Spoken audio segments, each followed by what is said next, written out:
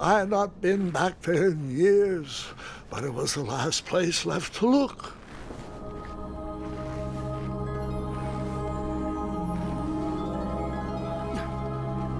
Those lost wishes weren't the treasure I was after.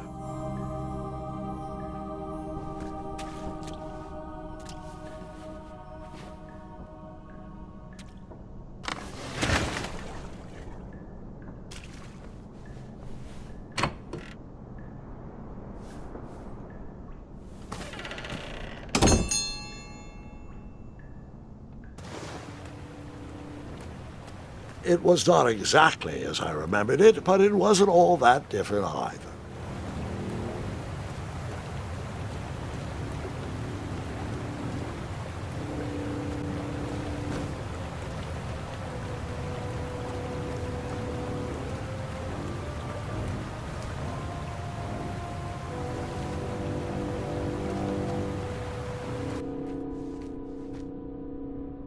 Two odd contraptions guarded the lost treasure. I would have to turn one and see what happened.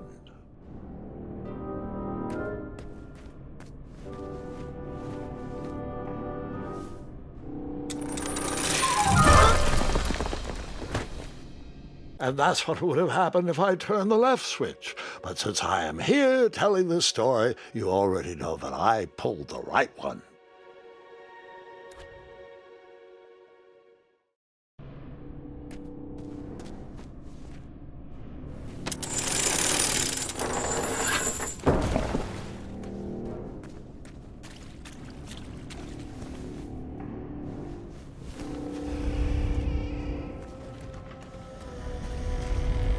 Buckets, barrels, butter churns, and beds were jammed into every nook and cranny of that cave. It all seemed so familiar.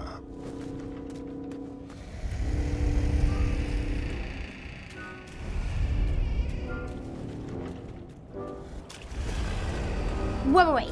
Hold on, Grandpa. I don't remember this part of the story. Beds hanging from stalactites? We'll get there, Gwendolyn. Don't worry. No detail in this story will be overlooked. Now, where was I? Ah, yes. As I treaded through the river of rumbling trundles, I feared I knew the source of that deafening wind.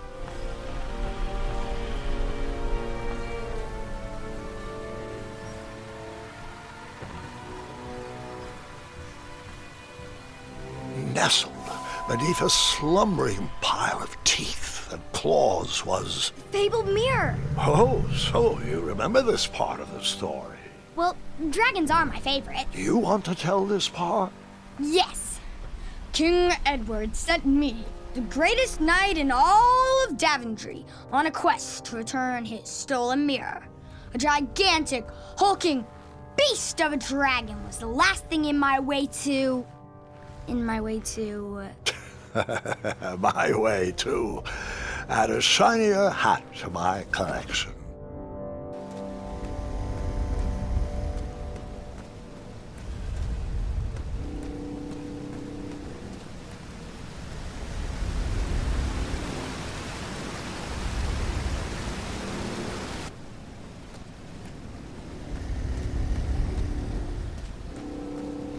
Volumes of old books with foreboding titles clutter the shelves of that strange bedroom.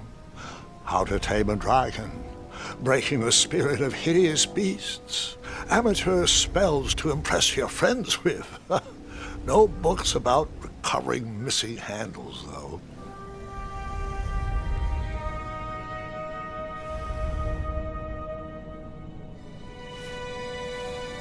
So, the missing handle was booby-trapped? What did you do? Well, I used my cleverness to outsmart the trap.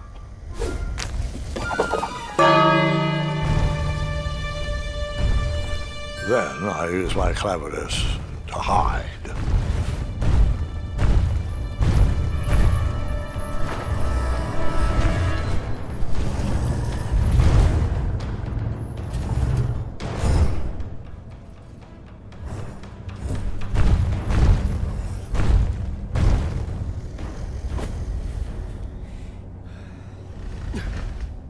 Luckily, that half-blinded beast never noticed me in bed. A dragon's eye must be really hard to pierce with an arrow. At archery lessons, I can barely hit a hay bale. It is indeed a feat only for skilled archers. I tried to turn that crazy contraption, but it was missing a handle. Someone tampered with it, creating some silly conundrum. What did you use to fix the broken switch?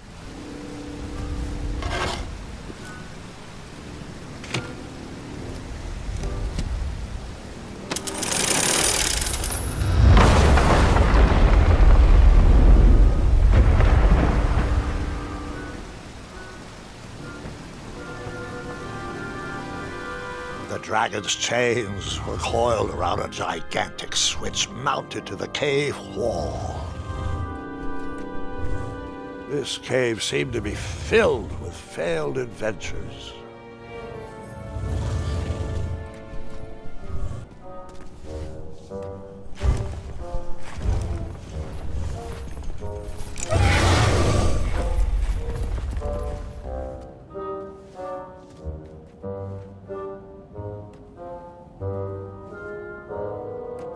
After he briefly basked in the sun, the narcoleptic dragon went back to snoring. I probably sleep all day too, if Amira was my only friend.